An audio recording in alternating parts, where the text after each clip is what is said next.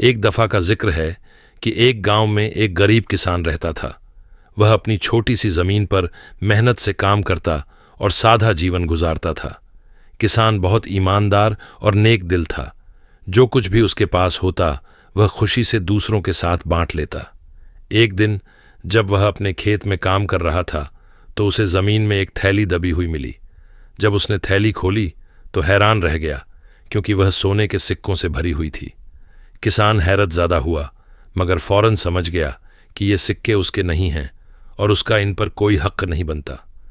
किसान थैली को गांव के सरदार के पास ले गया और कहा, जनाब, मुझे ये थैली अपने खेत में मिली है, मगर ये मेरी नहीं है। ये शायद किसी और की खोई हुई अमानत है। क्या आप इसके असल मालिक को तलाश करने में मदद कर सकते हैं? सरदार ने किसान की ईमानदारी की बहुत तारीफ की और ऐलान किया ताकि थैली का असल मालिक सामने आ सके। चंद दिन बाद एक बूढ़ा शख्स गांव आया और इस थैली का दावा किया। उसने वजाहत की कि वह खेतों में काम करते हुए अपनी थैली खो बैठा था।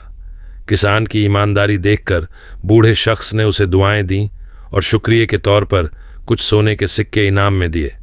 किसान ने आज़ादी से इनाम कबूल किया और कहा, जो चीज़ हमारी नहीं वह हमें रखनी नहीं चाहिए।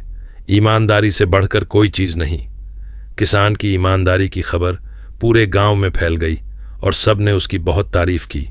उस दिन के बाद किसान की ज़िंदगी बेहतर होती गई, क्योंकि उसकी ईमानदारी और नेकी ने उसे खुदा की रहमतों से नवाजा।